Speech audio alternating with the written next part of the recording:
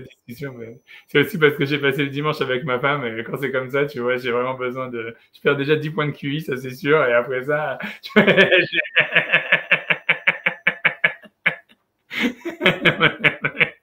j'avais pas dit ça, c'était après avoir mis l'enregistrement. Toujours des erreurs. Donc, comme je disais, c'est une question de timing. Non, mais voilà, qu'est-ce que je te dis? Ouais, c'est ce que je pense vraiment, quoi. Voilà, c'est tout. Mais, j'en sais rien, je sais pas. Ouais, j'en sais rien. J'en verrai bien. Hachem Hazor et que tout aille pour le mieux. Qu'est-ce que je te dise? C'est tout. Hein. Voilà, donc on y va. Donc en tous les cas, donc on est dans les lois des guerres, chapitre 6 à la 5. Donc on continue. Finalement, j'ai pas. Là, donc encore une fois, donc comme le Rambam lui il a toujours ça. Donc en fait, ça on avait déjà parlé de ça. Donc c'est pour ça que je vous dis c'est un cours de consolidation. Il n'y aura pas grand-chose de nouveau. Voilà, c'est simplement on va peut-être plus voir en détail, etc. C'est donc puisque le Rambam, donc encore une fois pour reprendre l'histoire, il y a une discussion, on va dire, entre le Maïmonide et tout le monde. Ça veut dire et tous les. Non, là, j'ai deux trucs, là, deux robots, 2 secondes. J'ai admis les robots. Voilà, voilà c'est bon, je crois. Voilà. Bon, par contre, Sylvain, bon, c'est pas grave. Bon, en tous les cas, un troisième robot. 3 robots. Bon, enfin bref, en tous les cas,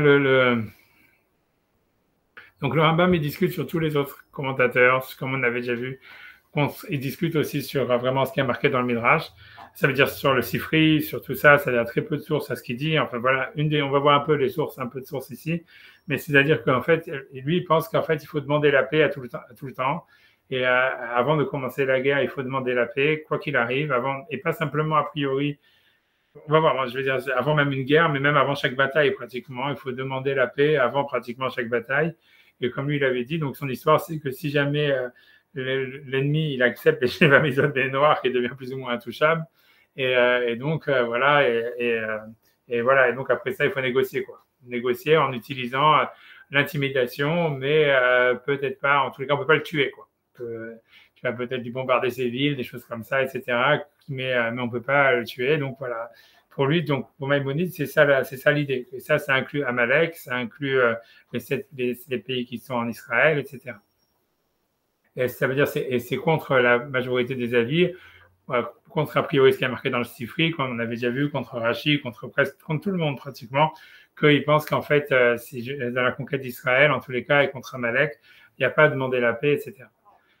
Voilà, ok, donc ça c'est, on veut dire, voilà, ça c'était la première chose. Donc le Rambam, et en fait, ça c'est une chose. Deuxième chose, tu vois, avant de faire ce Rambam dans les mots, qui est simple, c'est que donc, même selon Rachid, ça veut dire, même selon les avis qui discutent, c'est-à-dire que puisque, on va dire, une des preuves qu'on avait vues, c'était que quand les Juifs, ils ont traversé le Jourdain, Hachem, il leur a demandé d'écrire la Torah en 70 langues, et etc.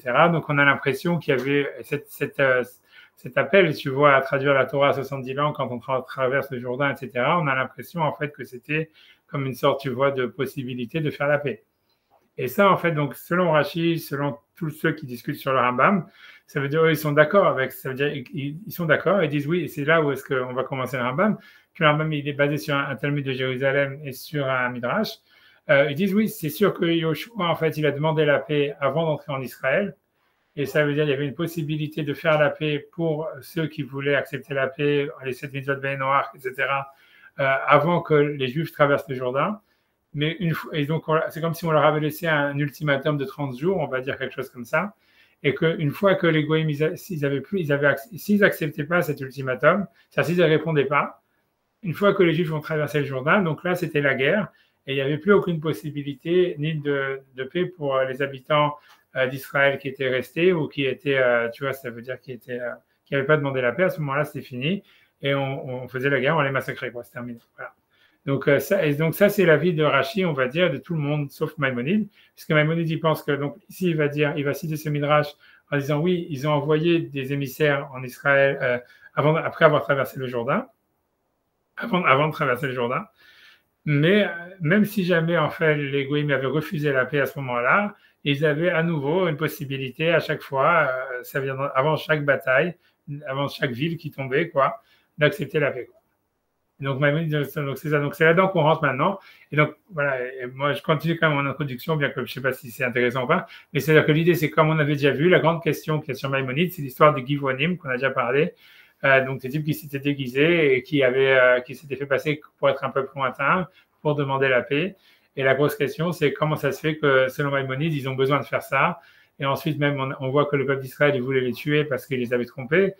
Pourquoi, en fait, tu vois, donc le peuple d'Israël, et pourquoi les Givonim ont eu besoin de se déguiser? Pourquoi est-ce qu'ensuite le peuple d'Israël, il regrette d'avoir fait une alliance avec eux, alors que en fait, normalement, selon Maïmonide, on demande la paix tout le temps. Donc, en fait, ils n'avaient ni besoin de se déguiser, et les Juifs, ils n'avaient pas, en fait, à regretter d'avoir fait une alliance avec eux, puisque, en fait, c'est ce que la Torah demande, selon Maïmonide. Donc, en fait, donc c'est sur ce point-là, encore que Maïmonide, ici, il va parler, et donc, voilà, donc on fait dans les mots, voilà. Donc il dit comme ça, il dit Shlosha Ktavim Shalach Yehoshua Achilo Nechnas Laaretz. Ça veut dire donc, c'est Yehoshua, il a envoyé trois lettres, on va dire, avant, tu vois, avant de rentrer en Israël. Arishon Shalach Lahem, le premier qu'il a envoyé, c'est Mishirotse Livrach Livrach. Ça veut dire celui qui veut s'enfuir, il s'enfuit. On va voir que ça aussi, ça reste une possibilité. C'est dans les halachot plus par la suite. On va dire que l'idée, c'est qu'on n'attaque jamais quelqu'un, on n'encercle jamais une ville sans jamais laisser. Toujours, on laisse la possibilité aux gens de partir, de pouvoir s'enfuir. Ça va être une autre, c'est la loi d'après qui arrive, etc. Mais ça veut dire, voilà, il faut laisser la possibilité aux gens de s'enfuir, quoi, un truc comme ça. C'est le cas, ici, dans le cas, ici, on est avant la traversée du Jourdain. Donc, il leur a dit, celui qui veut s'enfuir, il s'enfuit. Ensuite, il envoie une deuxième lettre, celui qui veut faire la paix, qu'il fasse la paix. Ensuite, il envoie une troisième lettre, celui qui veut faire la guerre, il y a assez qu'il fasse la guerre. Et donc, a priori, donc voilà. Donc, okay, donc là, et ça, on va dire sur ça, tout le monde est d'accord, en fait. Ça veut dire qu'avant de commencer la conquête, il y avait en fait, ça a commencé par des négociations. C'est normal, tu vois, tu vas prendre le pays de quelqu'un d'autre, etc. Donc c'est normal que tu négocies, voilà, etc. Mais la suite, donc, mais après, là où le Maïmonide, en fait, il dit, donc je lis la suite, il dit, donc si c'est ainsi, pourquoi est-ce que les habitants de Givon, ils ont finalement, ils ont fait une ruse en se déguisant, en faisant croire qu'ils venaient de loin? Les fiches parce qu'en fait, il leur a envoyé une lettre, comme on a dit, donc avant le traversée du Jourdain. Eux, ils n'ont pas répondu ou ils n'ont pas accepté. L'Okiblu, ça veut dire qu'ils n'ont pas reçu. C'est a priori le poste qui n'a pas marché, j'en sais rien. Tu vois, ça veut dire, si on traduit textuellement, ils n'ont jamais reçu la lettre. J'en sais rien, c'est comme avant, tu vois, on n'a pas reçu votre email, ou un truc comme ça. Donc, les fiches l'Okiblu, ils ont envoyé, mais ils n'ont pas reçu. Velo Yadou Mishpat Israël, et eux, ils n'étaient pas au courant des lois des Juifs.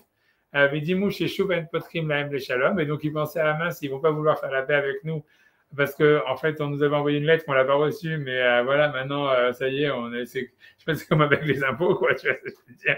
Ok, c'est dit, ok, maintenant, tu vois, ça veut dire, on va sur un truc, il ne reste plus qu'à faire des magouilles, quoi, voilà, c'est tout. Donc, dis-moi, j'ai joué à un Shalom, ça veut dire, donc, ils ont su qu'on leur laissait pas, si tu veux, une deuxième possibilité pour faire la paix. Donc, c'est pour ça qu'ils ont fait semblant de venir de loin pour pouvoir avoir la paix, etc. Ok, alors, disons, tu vois, donc ça veut dire, déjà, c'est difficile de dire ça, mais bon, enfin, tout ça, je traduis ce que Maïmonide dit. En tous les cas, donc, maintenant, la question qu'il a, c'est la suite, c'est de dire, Velama caché à Davar l'Enessim, Veraou Sheraou Ilakotam les Fikrerev, les Loulé Ashvoa. Donc, la question, il demande, mais si c'est ainsi, pourquoi c'était difficile? Pourquoi les princes, quand ils se sont rendus compte du subterfuge, ils ont voulu tuer tous les Givonim? Loulé Ashvoa, si ce n'était à cause du serment qu'ils avaient fait. Alors pourquoi? Puisqu'en fait, c'était simplement, ils avaient fait, ça veut dire cette paix, elle était nécessaire, c'était une mitzvah de la Torah, d'accepter la paix de ceux qui veulent recevoir les mitzvot, etc., c'est déjà de la noire. Donc pourquoi est-ce qu'ils voulaient les tuer? Alors sur ça, tu vois, le Rambam, il dit un truc, tu vois, vraiment complètement incroyable. Il dit, chez Kartou la Hemberit. Ok, d'abord, il dit, parce qu'ils ont fait avec eux une alliance. Et ça, on va voir que c'est pas du tout, il y a des contradictions. En quoi c'était mauvais? On avait déjà vu que le Maharal, il parlait de cette histoire de l'alliance qui était le contraire de la confiance et tout ça. Mais même, tu vois, je veux dire, ok, qui dit que, donc lui, il va citer un passou qui dit, Varé Omer Loti Chod la Hemberit. Donc l'idée, c'est que normalement, il fallait pas faire d'alliance, parce que ça interdit de la Torah de faire une alliance. Ok. Et là, ça veut dire l'idée, c'est ok, mais ça justifie pas que tu vas les tuer, tu vois. Et là, il y a Dinam Shiyu les Mas Vavadim. C'est-à-dire que normalement, sans le subterfuge, ils auraient dû être simplement, on a vu déjà payer un impôt et être des esclaves, ça veut dire faire des travaux forcés pour les juifs de temps en temps. Et donc il dit Ve'oil ou vetaout nishbeu lahem. Et puisque, en fait, c'est par erreur qu'ils se sont trompés sur le serment, Bedin aya sheyaragu. Ça veut dire, ça aurait été normal de dire que voilà qu'ils soient mis à mort. Ça veut dire que tu vois que, et ça c'est un chidouche, tu vois. Ça veut dire quoi? Un mec qui t'entube, tu vois. Ça veut dire parce que qu'est-ce qui s'est passé? Tu vois les Givonim, la seule faute qu'ils ont faite, c'est qu'ils ont arnaqué. Tu vois en disant mais ceux qui ont fait l'erreur de faire une alliance alors qu'ils n'avaient pas le droit, c'est les juifs. Mais ça veut dire, si tu veux, les Givonim, ils ont fait simplement, tu vois, ils ont voulu sauver leur peau et ils ont arnaqué. Mais quoi, et à cause de ça, le Rambam me dit, un gars qui t'arnaque, tu le tues, tu vois. C'est encore, comme ça, avant la dernière fois, c'était tu tues les femmes, maintenant c'est tu tues les gars, et tu vois, c'est Trump en pire, tu vois. C'est raciste et misogyne. Ça veut dire puisque tu vois en fait, c'est-à-dire comme ils avaient juré par erreur, Bedin Ayash Yargu, ça veut dire c'était normal de les tuer, ou c'était la logique veut qu'on devait les tuer, Al Sheit parce qu'ils les avaient trompés, et pourquoi ils ne l'ont pas fait? L'oulé Khilul Hashem, parce que c'était du Khilul Hashem. Donc, ok, whatever, dit. Donc, voilà, en tout cas, donc ça, c'est ce que le Rambam dit quand il veut essayer d'expliquer l'histoire de Givonim. Et bon, évidemment, c'est hyper tiré par les cheveux. Ça veut dire les deux gros problèmes, tu vois. Ça veut dire le problème 1, ça veut dire le problème 1, c'est déjà de dire que ouais, les Givonim, ils n'étaient pas au courant, ils n'avaient pas reçu la lettre, tu vois. C'est bizarre, quoi. Tu vois, ça veut dire c'est déjà, et puis c'est pas marqué dans le texte, rien du tout. Donc c'est déjà, tu vois, c'est déjà un problème. Je veux dire, tu vois, c'est pas clair. Tu fais une guerre, c'est vraiment, si t'es pas en train de, tu vois, de, on n'a pas reçu la lettre. Tu vois, si on a l'impression, comme des mecs, tu vois, c'est comme un truc, voilà, un mec qui, tu vois, comme quand tu fais du business, quand les mecs ils essayent de faire, tu vois, si t'es en train de dealer, je sais pas, sur un building ou un truc comme ça, tu peux dire ouais, j'ai pas reçu ta lettre, et donc tu commences à faire une embrouille et tout ça, et après tu dis ah oui, j'avais pas besoin. Tu vois, tu comprends un truc comme ça, mais dans une guerre, tu vois, je veux dire, tu dis pas j'ai pas reçu ta lettre. Tu vois ce que je veux dire, un truc comme ça. Donc ça, c'est, tu vois, où j'étais pas au courant que c'était ça, c'est ce que tu avais demandé qu'on pouvait faire cette option, quoi. Je veux dire, tu vois, c'est déjà hyper Doha, quoi. C'est déjà hyper, tu vois, lointain. Bon, ensuite, l'histoire, tu vois, c'est quand il dit qu'il y a un interdit de faire une alliance. Il y avait un interdit de faire une alliance avec les, comment dire, avec les Givonim. Et ça va être un gros point parce qu'en fait, normalement, c'est interdit de faire une alliance quand on va regarder dans les versets. Et même dans le Rambam lui-même, en fait, c'est uniquement si jamais c'est de faire une alliance avec des goïms qui pratiquent l'idolâtrie. Mais une fois que les goïms, il y a quelqu'un qui a accepté les 7 mitzvot de noir, il n'y a pas d'interdit de faire une alliance avec lui. Donc même Maïmonide lui-même, il le dit. Il va même pas demander lui, il va dire même, c'est même l'interdit de faire une alliance avec des habitants d'Israël. C'est uniquement, comme on va voir dans le texte, en fait, c'est que parce qu'ils vont t'apporter à te poser à faire la Vodazara. En réalité, tu vois, ça veut dire, donc, c'est un autre problème, quoi. Il y avait pas, cet interdit, a priori, il est difficile, quoi, on va dire. Voilà, parce qu'il n'est pas vrai. Maïmonide lui-même, il dit qu'il n'existe pas. Et bon, évidemment, le troisième gros problème, c'est quoi? Parce que quelqu'un est entubé, tu vas le tuer, tu vois ce que je veux dire? Tu vois, ça veut dire, c'est complètement fou, quoi. C'est loufoque, quoi. C'est complètement. Et honnêtement, tu vois, je vais pas dire que j'ai trouvé des réponses à ces questions. Tu vois, je veux dire, ça va rester des questions. Tu vois, de base, on va regarder dans les textes pour montrer que c'est des questions, mais ceux qui vont chercher des réponses à ces questions, en fait, j'ai trouvé aucune de réponse satisfaisante à aucune de ces questions, quoi. Bon, voilà, donc en tout cas, c'est donc Sam, si on veut, on peut regarder par exemple, tu vois, le Ravad, qui est donc un commentateur contemporain de Maïmonide. 2 secondes, là, j'essaye de faire. Hop, voilà, tu vois que lui dit. Donc ça, c'est le commentateur qui était de Lounel, tu vois, qui a critiqué Maïmonide de son vivant, etc. Il dit Imken Nemaché Mirimou Yashve Givon, donc il dit le Ravad, Amar Abraham, donc il s'appelait Abraham Ben David. Il dit Abraham, il a dit Kolze Shibouche, tout ça, c'est du n'importe quoi. Yoshua Lashlim Ela Shelo Avro et Yarden, ça veut dire Yoshua, il a donné la possibilité, il a envoyé une lettre pour faire le shalom que avant qu'il traverse le Jourdain. Mais ensuite, après avoir traversé le Jourdain, il n'y avait plus de possibilité de demander la paix. Tu vois, c'est comme avec l'histoire de Gaza, avec le cessez-le-feu, tu vois, je veux dire, si tu veux pas demander un cessez-le-feu, tu vois, ça veut dire que la guerre a déjà commencé. Ça veut dire, voilà, donc c'est ce qu'il dit, tu vois, ça veut dire, voilà, donc il dit tout ça, c'est n'importe quoi. Ça veut dire il n'y avait pas une autre possibilité pour les Givonim de demander la paix. Et donc, ce que je veux dire, ce que ça montre très bien, c'est que le Rambam, il a besoin, en fait, de faire vraiment de tirer une histoire complètement débile, que voilà, que les Givonim ne connaissaient pas la loi, qu'ils n'avaient pas reçu la lettre, ensuite qu'on pouvait les tuer parce qu'on les avait entubés, etc. Tout ça pourquoi?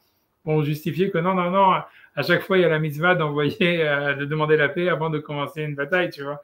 Et ça veut dire, et comme on a vu qu'en fait, dans les versets, il n'y a aucune preuve à ça. Au contraire, tu vois, on a plus après tous les Rishonim, si tu veux, c'est-à-dire tout le Sifri dit clairement que la mitzvah de demander la paix, c'est que quand c'est une guerre facultative, etc., etc. Tu vois. C'est pour dire que tu vois que tu vois, Maïmonide, il est lui-même obligé de rentrer tu vois, dans des hot water, tu vois, ça veut dire dans des trucs compliqués alors qu'il a aucune preuve. Ça veut dire on a l'impression vraiment qu'il y a une sorte on va dire de parti pris, de préjugé, on va dire, tu vois, de la part de Maïmonide, de penser que quand il a commencé les lois de la guerre en disant on ne commence la guerre avec personne qu'après avoir demandé la paix, tu vois. Et que c'est quelque chose, tu vois, qui n'est pas marqué dans les Midrash, qui n'est pas marqué dans la Gemara, qui est marqué nulle part.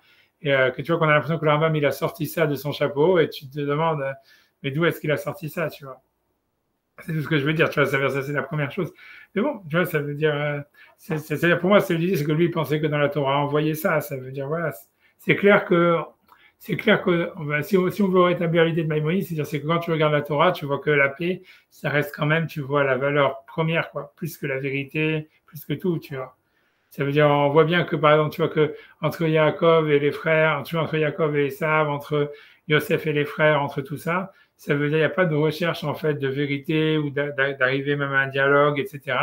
Il y a toujours une volonté, on veut la paix, quoi. On a l'impression comme ça, tu vois, et que donc, tu vois, ça veut dire, si on regarde les choses comme ça, voilà, à part l'histoire, comme on dit, voilà, que même Moshe, quand il attaque Sichon, il demande la paix d'abord, etc. Mais ça veut dire, on a l'impression que Maïmonide, ce qu'il a obligé à penser ça, c'est parce que pour lui, il a vu dans toute la Torah, c'était ça ce qui sortait, quoi. Que la paix, c'était plus important que, c'était plus important que d'avoir une vérité absolue qui soit, tu vois, ça veut dire même la réalisation d'un idéal ou des choses comme ça, tu vois. Et tu vois, je vais revenir à ça parce que voilà, pour moi, ça veut dire dans l'histoire de Givon, en fait, c'est ça ce qui se passe, quoi. Tu vois, en tous les cas, tu vois, j'avance. En tout cas, je voulais montrer d'abord, ça c'est le texte de Rambam avec le Raïved. C'est la première étape qu'on va dire à regarder. Maintenant, si j'arrive, je vais essayer de voir la suite. Tu vois, bon, 2 secondes, j'essaye de. 2 secondes, j'ai encore 2 secondes, j'arrive. Ok, donc j'arrive, 2 secondes, je cherche le Rambam, j'arrive.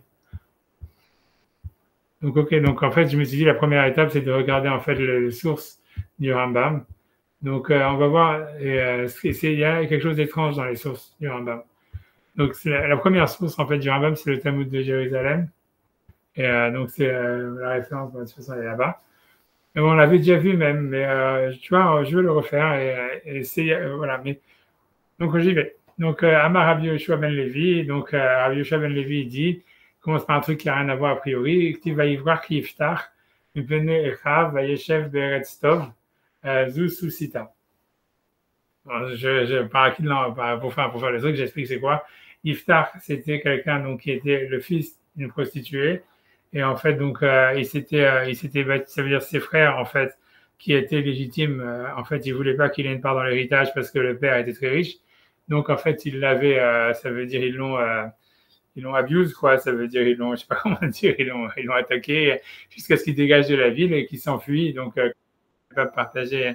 Ah, voilà, finalement, tu vois, Sylvain, tu vois, il est là. Voilà, donc, ça veut dire, ça veut dire, donc, Yiftach, voilà,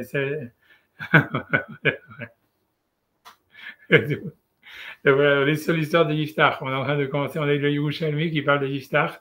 Donc, on parlait voilà, Yiftach, c'était donc le fils c'est Japhté en français, c'était le fils d'une prostituée, c'est-à-dire que ses frères, il avait fait fuir, en fait, il a dû s'enfuir de ses frères parce que ses frères ne voulaient pas qu'il partage avec lui l'héritage. Donc, c'est là que le Yerushalmi commence à parler sur ça. Et donc, il s'est enfui et le verset qui dit qu'il est parti dans une Eretz Tov, dans un bon pays. Alors, c'est quoi le bon pays dont il est question? On dit Zususita. Susita, il paraît que c'était, donc c'est une ville qui est à côté de Gaza, a priori, qui s'appelait Hippo, tu vois, comme ils ont traduit en anglais. Hippos, que c'était, en fait, c'est ça le nom, en fait, grec de la ville, à l'époque de la Gemara, et que, donc, c'était une ville bien. Alors, pourquoi? La raison, c'est parce que c'était un paradis fiscal. Et là, on dit Matov. Pourquoi est-ce que c'était appelé une terre de bien? C'est parce que, ah, j'avais pas reconnu. Tu vois, la dit Matov. Pourquoi c'est appelé une terre de bien? Ok, c'est parce qu'en fait, chez Yiftor Mina Maaserot, ça veut dire qu'en fait, il ne devait pas payer le Maaser. Donc, c'était comme il évitait de payer le Maaser, donc c'était le meilleur pays où aller, puisque l'idée, ça voulait dire en fait que ça n'avait pas été conquis par Moshe. Et donc, puisque ça avait été resté, c'était a priori, comme le Yerushalmi va décrire, c'est un endroit où ils avaient fait la paix en fait ils avaient fait la paix avec Moshe. Donc, à part le Givonim, il y aurait d'autres pays, il y aurait d'autres endroits en Israël où Moshe en fait n'a pas fait de guerre, où Joshua pardon n'a pas fait de guerre, il n'a pas conquis, mais ils avaient fait simplement un accord avec les Goïms en les laissant là-bas, et c'était resté des paradis fiscaux, puisqu'en fait l'idée c'est que ça veut dire que ça faisait que tous ceux qui voulaient pas payer de maaser, qui voulaient avoir un champ, etc., il allait là-bas, et puis comme ça n'avait pas été conquis, donc en fait il n'était pas obligé de payer du maaser, quoi, c'est tout. Donc c'est un paradis fiscal grosso modo. Donc c'est pour ça que lui il était dans un stop voilà, dans un pays à Dubaï, j'en sais rien. Voilà, mais la Nikra Shematov venait chez Yiftor Mina Masrot parce qu'il était patron du Maaser. Adia Imi Bae, Velo Mima Lemisin Hem. C'est-à-dire donc, le Talmud Yerushalmi questionne cette question en disant que cette idée, en disant que les endroits que Yoshua n'aurait pas conquis, puisque les Goïms avaient fait la paix, en fait, ça serait pas tour du Maaser, parce qu'il dit oui, comme les Goïms qui étaient là-bas, eux, ils devaient payer un impôt aux Juifs pour rester, puisque ça faisait partie des conditions de la paix. Il fallait accepter les Sévamisotes des Noirs et payer un impôt. Donc, lui, il veut dire ça s'appelle un territoire conquis, en fait. Et donc, normalement, ça devrait être Hayav dans le Maaser. Donc, c'est ça. Donc, lui questionne cette idée de dire donc, ça va Rabbi Ami, Mimalemisin, Kemishnek Beshu. Donc, Rabbi Ami, donc, lui, il pense que ceux qui payent les impôts, c'est les endroits où Yoshua, en fait, il a pu prendre un impôt des Goïms, c'est considéré comme un territoire conquis. Et donc, c'est pour ça que lui, il n'est pas d'accord avec cette idée. Mais en tous les cas, le Yerushalmi commence comme ça, en disant a priori, il y avait des paradis fiscaux, selon le premier avis, en tous les cas, où les Juifs ne payaient pas le maaser, parce qu'en fait, Yoshua, il avait fait la paix avec les Goïms, et en faisant la paix avec les Goïms, eux, ils devaient payer un impôt, mais les Juifs qui habitaient là-bas, eux, ils ne devaient pas payer d'impôt, ils étaient exempts de tout impôt, donc c'était pas mal, quoi. Ça créait, en fait, je sais pas, une sorte, tu vois, voilà, des endroits voilà, c'était comme Monaco en France, quoi, un truc comme ça. Ou comment ça s'appelle? Il y a aussi en France, j'ai oublié un autre endroit, Luxembourg, voilà, j'ai oublié. Tu vois, Andorre. Donc, mais la Gemara continue, tu vois. Donc, et c'est là où, donc, ça, c'est la première source de Rambam, c'est ça. La Rabbi Shmuel ben Nachman. Donc, Rabbi Shmuel ben Nachman, il dit Shalosh Parstegiot. On ne sait pas exactement c'est quoi les Parstegiot. Ça veut dire, a priori, c'est des décrets, des messages. C'est un mot sûrement, je sais pas, c'est un mélange de grec et d'hébreu. Shalach Yehoshua l'Eretz Israël. Donc, Yehoshua, il a envoyé en Eretz Israël avant qu'il rentre en Israël. Tout celui qui veut partir, il panait, donc il puisse s'enfuir, comme on avait déjà vu, comme le Rambam l'a cité. Voilà. Le Hashlim Yashlim, celui qui veut faire la paix, qu'il fasse la paix. La Zod Milchama et celui qui veut faire la guerre, qu'il fasse la guerre. Donc on dit Girgashi, les Girgashi, Pina, ça veut dire eux, ils se sont enfuis. Ve'emin lo Akadosh Baruch Hu Balach lo la Afriki. Ça veut dire, donc, puisqu'on sait que les habitants d'Israël à l'époque, c'était des Noirs, puisque c'était des descendants de Ham, etc. Donc, les Girgashi, a priori, ça on a vu déjà, ça veut dire eux, ils se sont enfuis. Et Akadosh Baruch Hu, comme il leur a donné, ça veut dire, il les a reconnus. Et, après, ça veut dire, il leur a, en reconnaissance, il leur a donné l'Afrique. Et donc, et la Gemara, elle pense que l'Afrique, c'est un pays extraordinaire.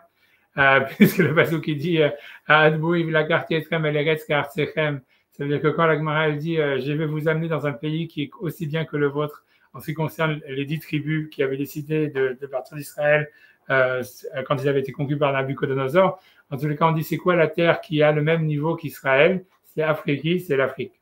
Donc je ne sais pas pourquoi ils pensent que l'Afrique c'est le paradis. Bref, tu vois, mais en tous les cas, peu importe, peut-être que ce sont les dictateurs ou bien c'est pour les dictateurs, tu vois. Peut-être que c'est devenu des dictateurs. C'est l'Afrique du Nord. Tu vas m'enchaîner, en tout cas, Givonim Ishlimu. Et tu vois, et ça veut dire, les Givonim, ils ont fait la paix. Parce que le passage qui dit Vechi Ishlimu Yashve Givon à Israël, parce que les Givonim, en fait, ils ont fait la paix avec Israël. Et ensuite, Shoshim Vechad Melech Asu Milchama Benaflou, et 31 rois, ils ont fait la guerre, et ils sont tombés, et ils sont morts. Et donc, voilà, donc ça veut dire, ça serait a priori la source première, en fait, où on nous parle de ces 3 messages que, en fait, Yoshua, il a envoyé avant de traverser le Jourdain pour faire la paix. Et ce qui est intéressant, tu vois, ça veut dire, ce qui est intéressant dans l'histoire, c'est que le Yerushalmi, il dit, ouais, les Givonim, ils ont fait la paix, comme s'ils avaient reçu le premier message, ils avaient fait la paix. Et tu vois, alors que tu vois, ça c'est contre tout ce qui est marqué dans le Tanakh, quoi. Dans le Tanakh, on raconte toute une histoire qui se sont déguisés, comme quoi ils venaient de loin, en mettant du pain rassis. Tu vois, pour la Gemara, tu vois, ça le fait au niveau Yerushalmi, non, ils ont accepté la paix, c'était tout, tu vois. Et c'est super, assez étrange, tu vois, ça veut dire que le Talmud Yerushalmi dit, ouais, ils ont fait la paix, et, voilà, comme si, tu vois, c'est difficile, tu vois, ça veut dire honnêtement, tu vois, c'est difficile, je sais pas, tu vois, ça veut dire, c'est comme, en tout cas, le Yerushalmi semble avoir fait l'impasse, comme s'ils ne voulaient pas rentrer dans le problème. Et là où tu retrouves plus, donc, et pour expliquer, en fait, qu'est-ce que ça veut dire, donc, expliquer, en fait, comment le Yerushalmi, pour comprendre ce que le Yerushalmi veut dire, comment est-ce qu'il peut faire l'impasse sur le Tanakh.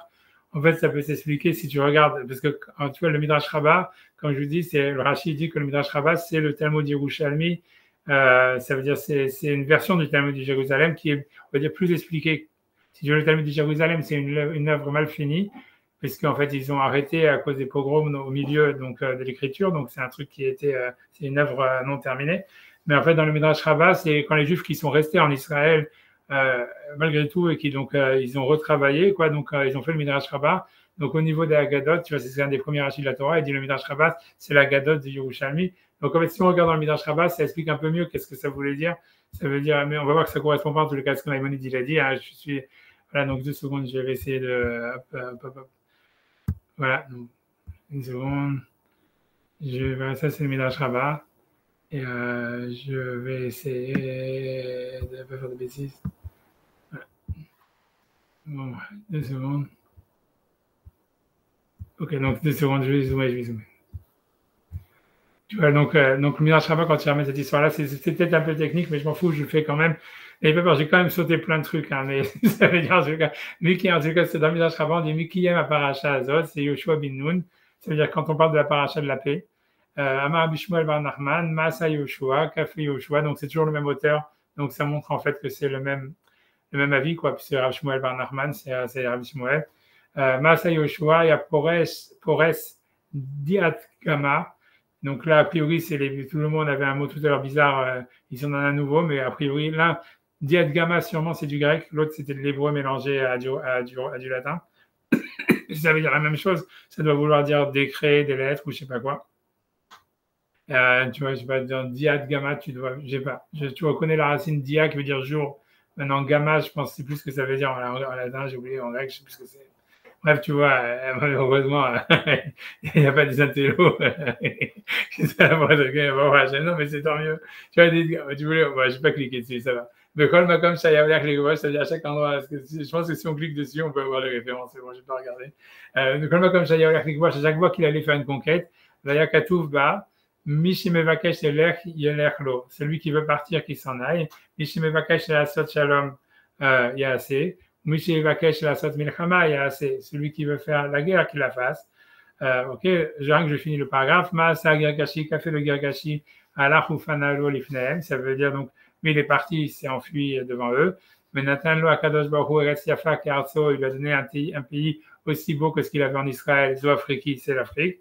Givonim chez Shlimu, les Givonim qui ont fait la paix, Asa Alam Yoshua Shalom. Donc Yoshua a fait avec eux la paix. Shloshim vechad melachim chez Baoulé Lachamimo, mais les 31 rois qui sont venus faire la guerre avec lui, et puis là, Makadosh Baruch Hu Beyado, Akadosh Baruch Hu les a fait tomber dans sa main, chez Nehemar, parce que Minaïn, d'où est-ce qu'on le sait, chez Nehemar, parce que le verset dit, Vanaki ou adulté sur le Shvarit. On les a frappés jusqu'à ce qu'il reste aucun survivant. Donc voilà, donc en fait, quand on voit ce Talmud Yerushalmi, la différence qu'il y a avec le Midrash Rabbah et le Talmud Yerushalmi, c'est que ici, le Yerushalmi dit que Yoshua, il a envoyé des lettres à chaque fois qu'il commençait une bataille. Et il n'est pas question, en fait, d'une lettre qui est d'un message qui a été envoyé avant de traverser le Jourdain. Et donc, si tu fais ça, tu comprends en fait que c'est ça ce que ça veut dire. Ça veut dire, il a envoyé une lettre à chaque fois qu'il y avait une bataille. En fait, les Girgachis, ils ont pris le dessus. Ça veut dire, selon les Yerushalmi, en fait, ça voudrait dire en fait qu'il n'y a pas eu justement ça veut dire la demande de paix, elle n'a pas été faite avant de traverser le Jourdain, elle a été faite avant chaque bataille. Et les Girgachis, a priori, ils ont devancé en fait la lettre. Ça veut dire comme s'ils avaient pris en se déguisant et qu'ils ont voulu faire la paix.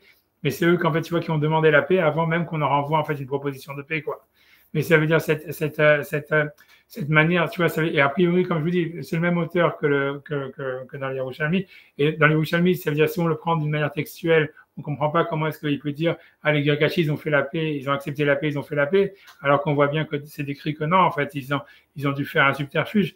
Donc, en fait, l'idée, c'est clair que quand les Yerushalmi, il a dit, ce qu'on a vu tout à l'heure, il disait, ah ouais, Yoshua, il a envoyé 3 lettres avant de traverser le Jourdain.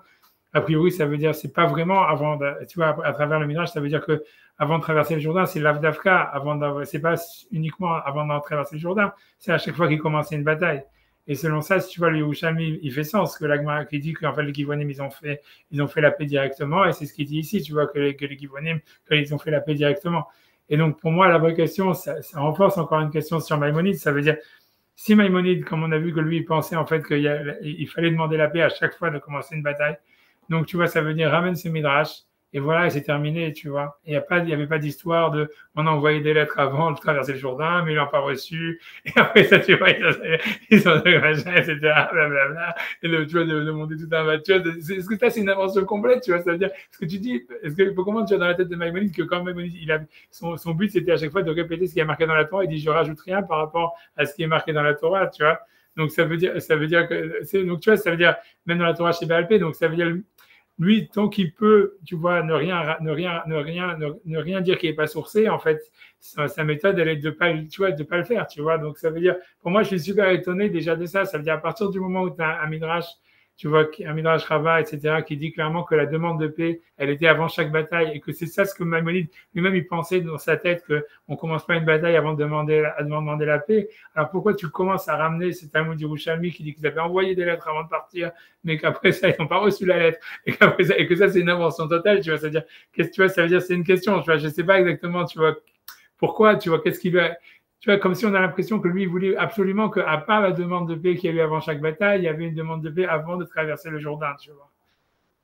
Pour lui, ça veut dire, ça veut dire, il faut aussi rétablir cette histoire-là qu'il y avait une demande de paix générale, quoi, comme si on n'est pas venu, même traverser le Jourdain, c'était déjà un acte, on va dire, de conquête. Et donc, même ça, il fallait pas le faire avant d'avoir fait des pourparlers, quoi, un truc comme ça. Mais tu vois, ça, c'est pas évident d'où est-ce qu'il sort ça. Tu vois, ça, c'est vraiment, parce qu'encore une fois, là, pour le coup, tu vois, je suis un peu, là, je veux dire, si tu veux, j'arrive plus du tout même à trouver même une excuse. C'est-à-dire, pour dire comme ça, pour expliquer ce que je veux dire, c'est que Maïmonide, quand il lui prend l'idée que dans n'importe quelle bataille, il faut demander la paix, bien que dans la Torah, c'est-à-dire dans la majorité des midrashim, c'est pas marqué, etc. Le seul midrash qui est dans ce sens, c'est celui-là. Ça veut dire, alors, ok, tu peux dire, pourquoi le Rambam, il a pris cette vision, cette lecture du texte, qui est minoritaire, etc., etc., c'est parce que pour lui, il pense que la paix, c'est une vertu fondamentale dans la Torah. Et c'est comme, tu vois, c'est à chaque fois l'idée, c'est de dire, quoi qu'il arrive, quand tu vas interpréter la Torah chez Bekta, la Torah chez Baal Pé, c'est un choix de lecture.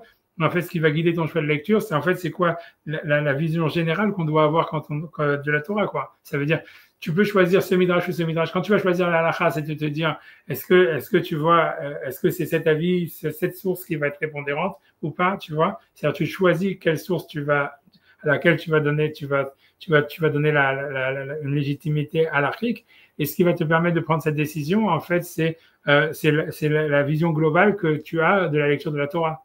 Tu vois, donc c'est pour ça, pour moi, ça me dérange pas de dire que, en fait, même si dans les textes, on va dire, si tu faisais quand tu vas chercher, quand on a vu les sources, etc., tu vois que cette idée de dire qu'il faut demander la paix avant chaque bataille, même avant Amalek, même avant la conquête d'Israël, c'est un truc super minoritaire, que tu arrives à trouver, voilà, ici on a trouvé une source comme ça, etc. Ok, tu comprends, ça veut dire, tu dis, ok, c'est un choix de lecture. Maïmonide, il a choisi ça contre Rashi, tu vois, à l'opposition de tous ses contemporains, etc.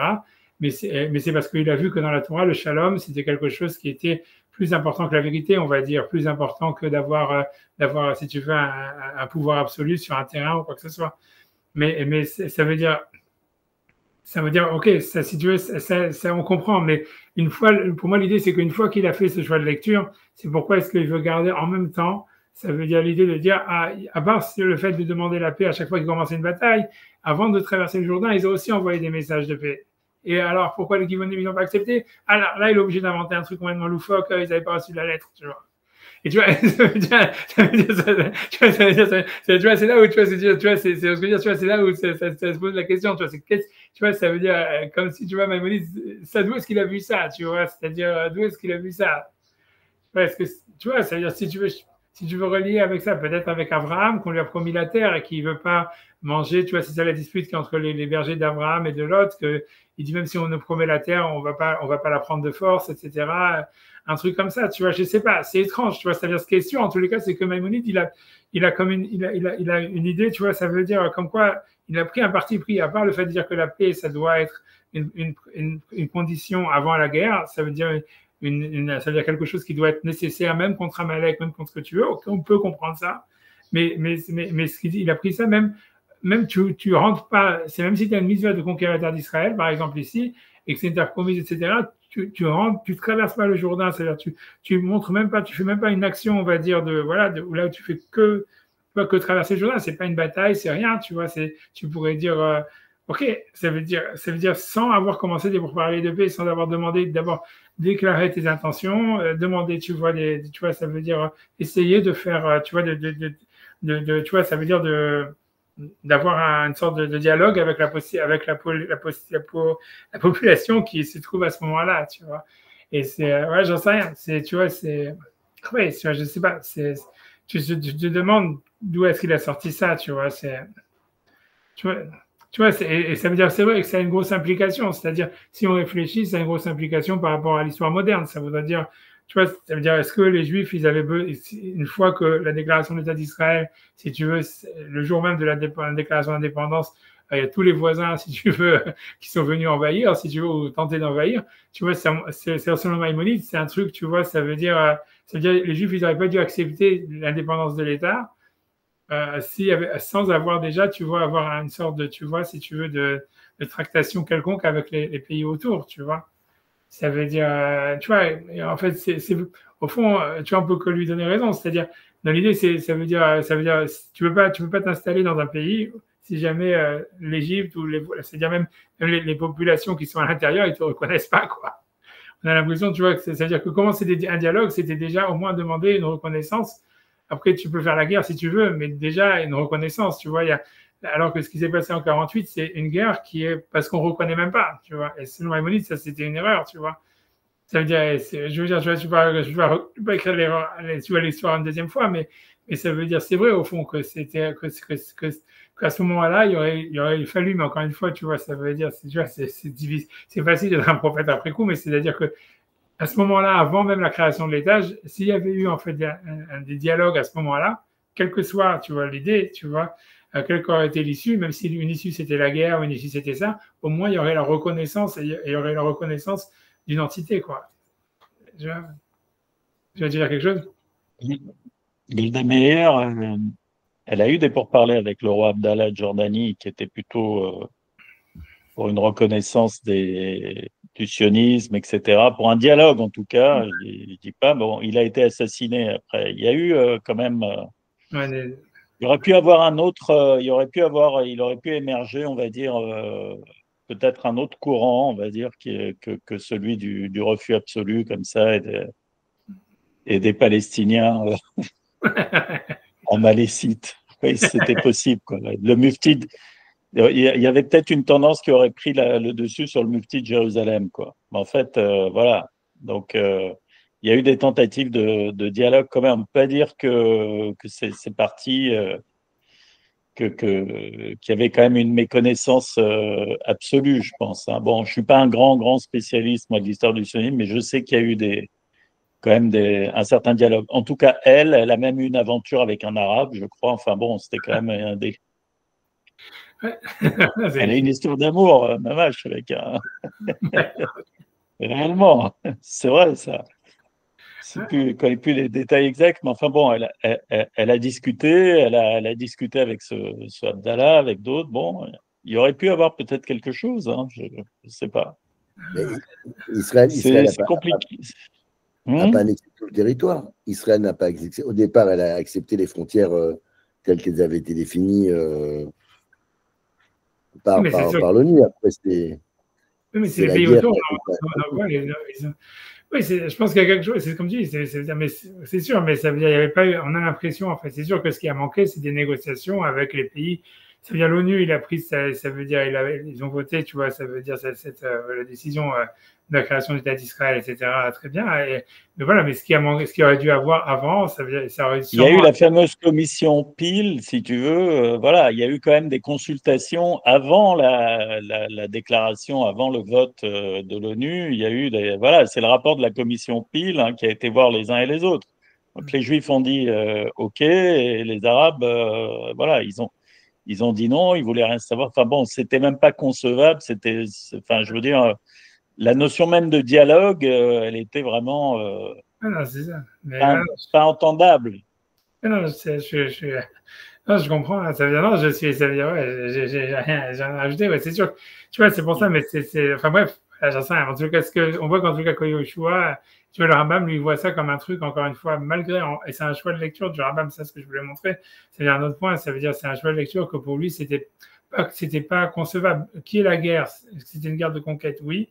Mais même s'il y a une guerre, en fait, il faut que, avant la guerre, il y ait comme une sorte, tu vois, ça veut dire, si tu veux, c'est le contraire du terrorisme, quoi, si tu veux. C'est pas, on y va et on bute tout le monde, tu vois, ou un truc comme ça, parce que on comprend bien maintenant, c'est-à-dire on comprend pourquoi est-ce que Maïmonide il a fait ce choix-là, parce que ça veut dire quand tu fais ça, ça veut dire en fait, ça veut dire que ton État il sera jamais légitime au fond, tu vois. Ça veut dire même si jamais en réalité, ça veut dire si jamais tu commences à dire voilà, nous on veut conquérir cet État-là, etc., et que les populations ils disent non, ok, on va s'opposer à vous. Alors, quand tu auras gagné la guerre, au moins, tu vois, tu auras légitimé t'auras une légitimité de la part de ton État, puisque c'était, on va dire, une guerre qui a été déclarée, etc., machin, blablabla, invasion, pas invasion, mais c'était une guerre, tu vois. Alors que Je ne suis pas d'accord parce que toutes les nations, si tu veux, elles ont pris leur territoire par droit de la guerre. oui, Ça, on le sait, si tu veux. Je veux dire. Et en règle générale, la population qui perdait une guerre, ben, elle se soumettait à la loi du plus fort. Elle considérait que, voilà, ou même dans l'Antiquité, elle adoptait les dieux du vainqueur, etc. Tout ça, c'est des processus qu'on connaît bien, ou qu'elle disparaissait, ou même qu'elle était exterminée, si tu veux, carrément. Je veux dire, tout ça, on sait. Alors peut-être ça marche pas que pour Israël, j'en sais rien. Il y a peut-être un truc là un peu particulier, effectivement, pour nous.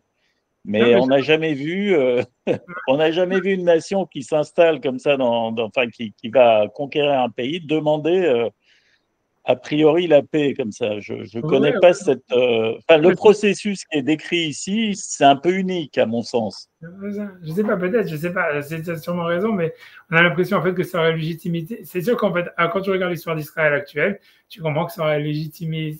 L'histoire, c'est comme tu dis, c'est vrai qu'en fait, tu peux conquérir un pays, tu vois, par la guerre, il y a toujours la guerre, mais ce que je veux dire, tu vois, par exemple, il y a la différence entre Pearl Harbor, par exemple, tu vois, ça veut dire une guerre qui est commencée, une attaque surprise, tu vois, ou par exemple le 11 septembre ou des choses comme ça, qu'en fait, si tu veux, c'est pas, il n'y a pas eu de déclaration de guerre, c'est ça ce que je veux dire, tu vois.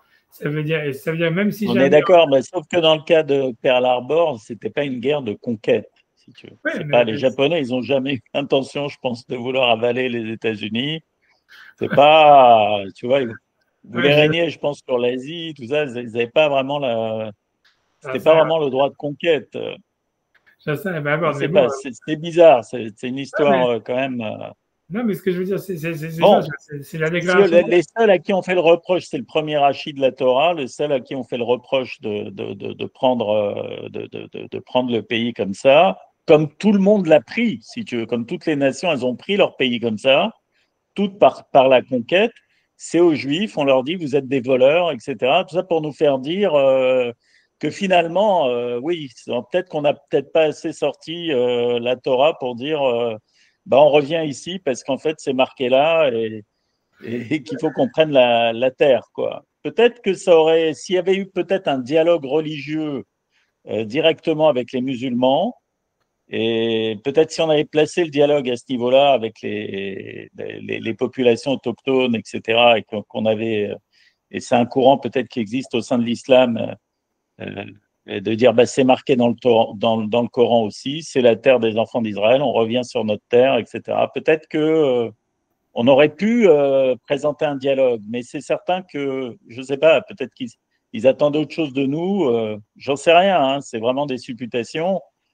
Là, bah, ça se retourne contre nous parce qu'on a, je veux dire, voilà, comme dirait Macron, Israël, il tire sa légitimité d'une décision de l'ONU. Donc, voilà, c'est très relatif, ça peut être remis en question. Ce qui a été fait, on peut le défaire. On est vraiment dans la. Voilà. Il dit, bon, c'est pas sorti de nulle part. Hein. Enfin, bref, c'est intéressant. C'est pas un cours inintéressant.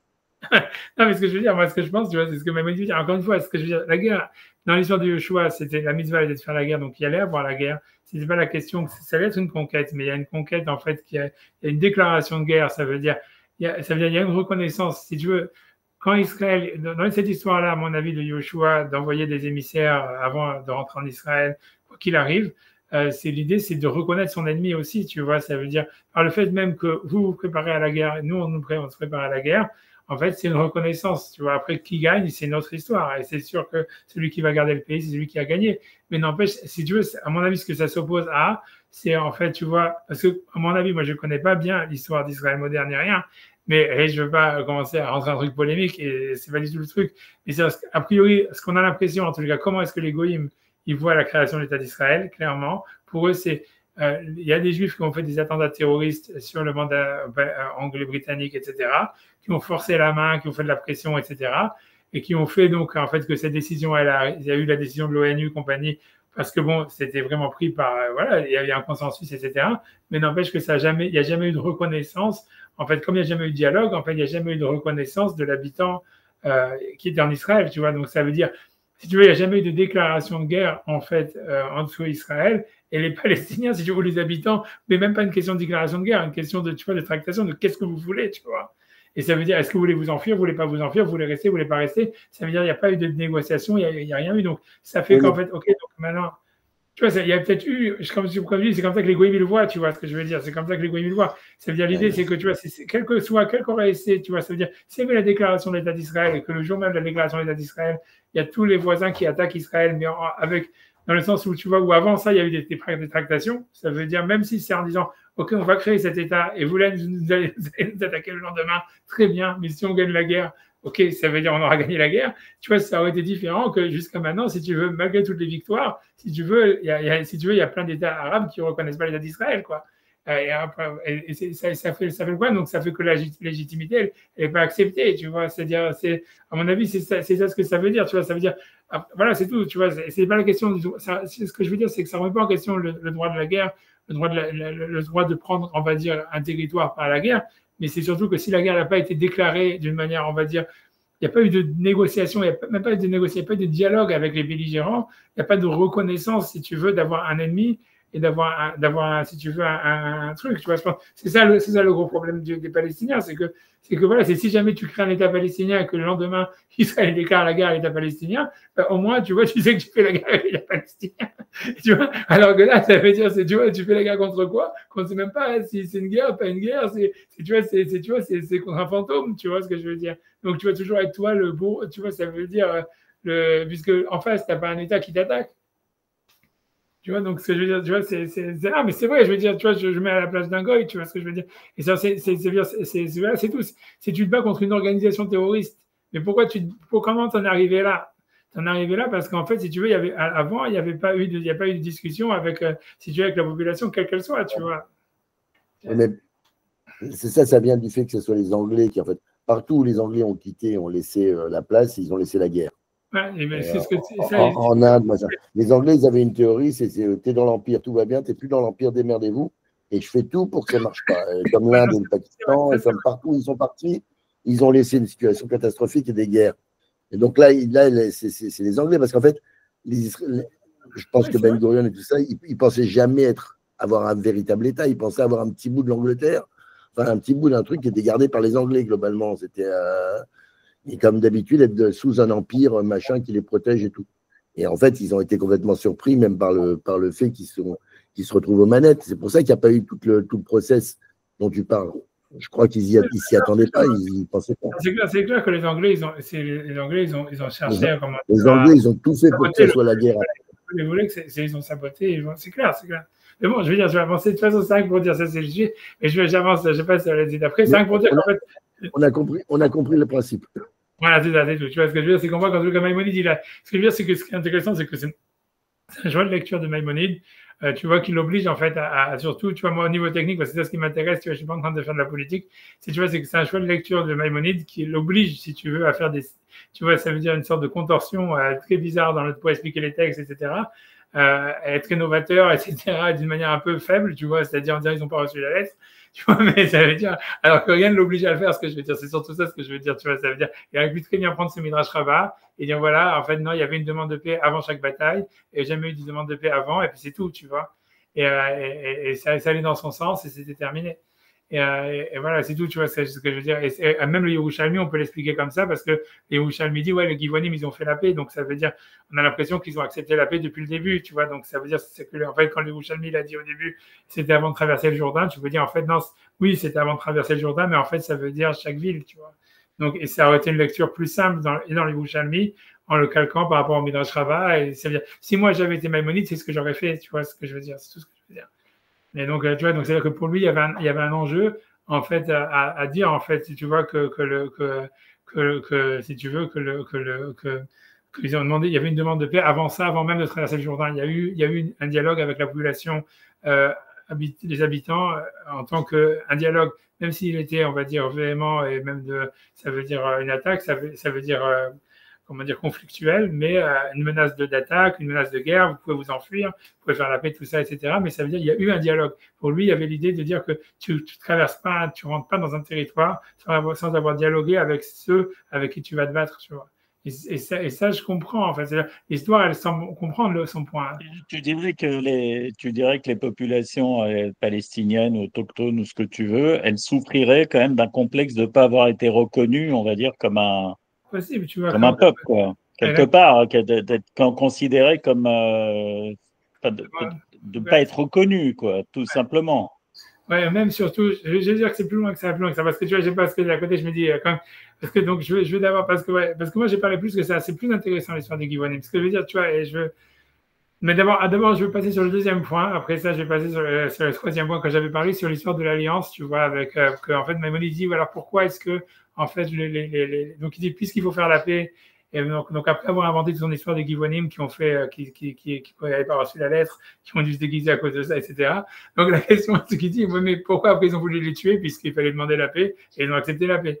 Et donc il dit oui parce qu'il y a un interdit de faire une alliance avec des peuples idolâtres, avec des peuples. Non, c'est ça le problème. Il dit les peuples, tu vois, qui étaient des goïms, si tu veux, en Israël. Alors ça, tu vois, ça veut dire le problème.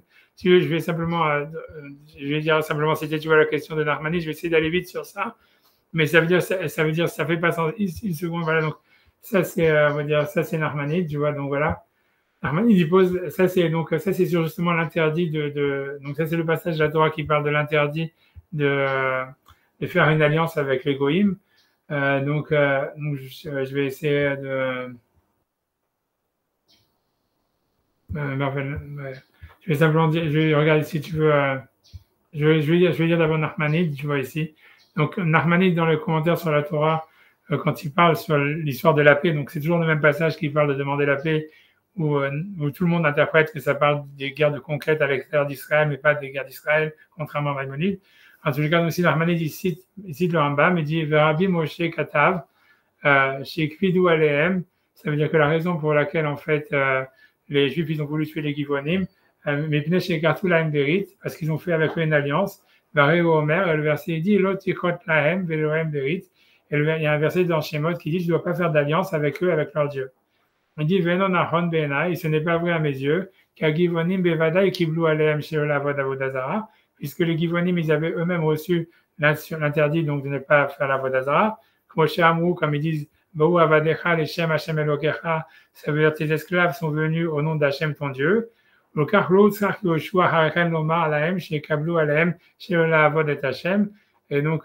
veut dire la voix d'Hachem. Donc, puisqu'on voit ensuite que par la suite, Joshua ne leur demande pas d'accepter les 7 mitzvot ben noirs ou même d'accepter l'interdit d'Avodazara.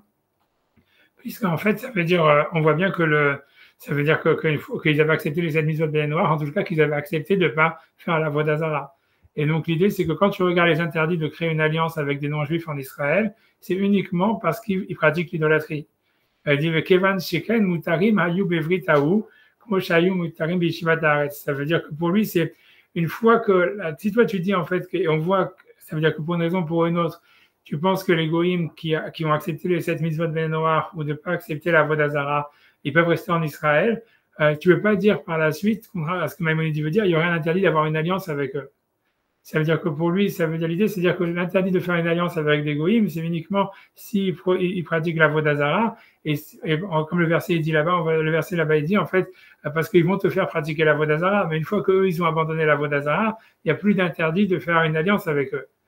Et donc lui dit, tu vois, et même Nahman dit, semble dire, même ça serait, comment dire, ça serait complètement incroyable de dire que tu peux laisser des gens, parce que même il dit, il dit que quand c'était les 7 mitzvot des noirs, tu peux les laisser en Israël.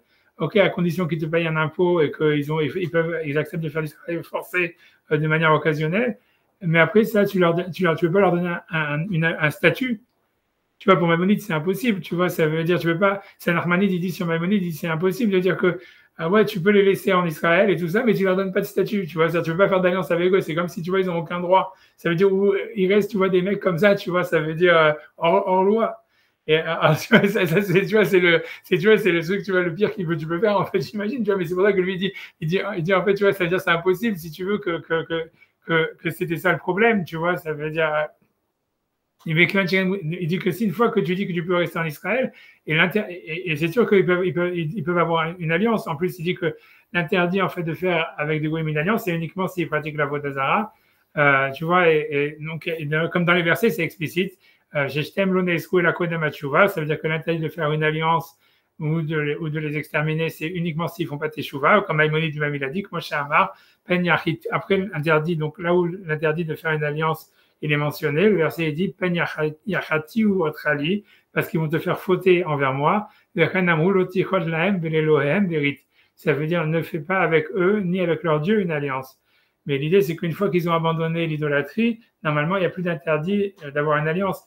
Et donc, Narmanide, il s'interroge en fait sur le fait de comment est-ce que Maïmonide veut dire. Il dit, oui, pourquoi est-ce qu'en fait, après avoir fait l'alliance avec les Givonim, les Juifs, quand ils se sont rendus compte des subterfuges, ils ont voulu les tuer. Il dit oui, parce qu'il y avait un interdit ils ont regretté alors qu'ils ont accepté la paix parce qu'il y avait un interdit de faire une alliance. Alors, ça veut dire, si tu veux, c'est un truc, tu vois, qui est, tu vois, ça veut dire, voilà, c'est pas vrai, ça veut dire, c'est pas possible. Une fois qu'ils ont accepté de ne pas faire l'idolâtrie, il ne devrait plus avoir d'interdit de faire une alliance. Maintenant, ce que je veux dire, il y a des commentateurs, si tu veux, de Maïmonide qui disent que, comme l'interdit de faire une alliance avec les goïms, il a été répété 2 fois, ça s'applique même si jamais ils ont refusé à la Avodah Zarah.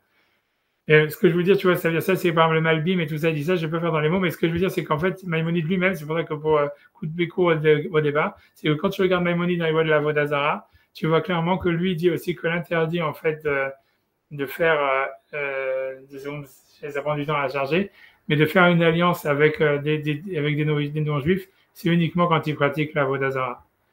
Si tu regardes dans l'histoire, tu vois, donc ça c'est, donc j'ai ramené ici le pasouk, mais bon, le pasouk, j'ai pas envie de le faire dans les mots parce que j'ai tellement traîné à truquer que, mais en fait, tu vois, je vais faire très rapidement, mais c'est-à-dire, le verset, il dit, en ce qui concerne l'interdit de faire une alliance avec les non-juifs, il y a marqué, Untanam, Hashem Elokecha lefanecha, Hashem il donnera devant toi, Vikitam, mais tu les détruiras, Harem Tachimotam, donc, détruis-les, Lotichot lahem berit, Velotechonem, ça veut dire ne fais pas avec eux une alliance et ne leur fais pas de gratuit, ne leur donne pas de bonté gratuite.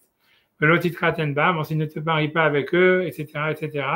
Et le verset est dit parce que, qui asir et bincha maharai, parce qu'ils vont détourner tes enfants de moi, vivdu Elohim acherim, et ils vont servir des autres dieux, vehara afashem bachem vishmitra maher, Hashem isinavra, etc., etc. Et quand tu regardes donc Maïmonide, quand il parle sur l'interdit de faire une alliance avec les nations, il dit En kortim les shiva mamin, on ne fait pas d'alliance En kortim beri les shiva mamin, kedé chez nase imaem shalom, pour faire la paix, benani achotam la avodah zarah, pour qu'on les laisse faire la avodah zarah. Chez Nema lotichot lahem berit, et là yachzeru ma avodatam, mais simplement ils doivent arrêter la avodah zarah ou alors ils meurent, etc. Donc, en tous les cas, on voit bien que Maïmonide, quand il ramène même l'interdit de faire une alliance avec les goïms en Israël, c'est uniquement quand ils pratiquent la Vodazara. Donc, en fait, c'est vraiment contradictoire. C'est comment est-ce que Maïmonide il peut dire qu'en fait, il y avait un interdit. Ça avait la raison pour laquelle les Nessim et les princes, ils ont voulu tuer les Givonim après l'alliance. C'était parce qu'ils se sont dit, on avait un interdit de faire, on n'aurait pas dû faire une alliance avec eux. Alors que tu vois, il n'y a pas d'interdit. Tu vois. À part que la question des Nachmanides, c'est que dans le texte de la Torah, ça marche pas. Et en plus, Maïmonide lui-même, dans les lois d'Avodazara, il dit que l'interdit de faire une alliance avec les Goïms, c'est uniquement s'ils veulent pratiquer la Vodazara. Et donc c'est vraiment contradictoire. Alors, si vous voulez, moi j'ai la réponse à cette question. Ça veut dire, voilà, je pense que personne d'autre n'a répondu à cette question, mais ça veut dire, c'est même pas une réponse géniale. Hein. C'est une réponse simple. C'est quand tu lis le texte, tu comprends en fait que à mon avis, c'est quand tu fais les maths, quoi, tout simplement. Ça veut dire, c'est que, si j'essaie de remettre le texte de Maïmonide, si j'arrive à le retrouver. Vas-y, c'est beau, je l'ai foutu. 0,1.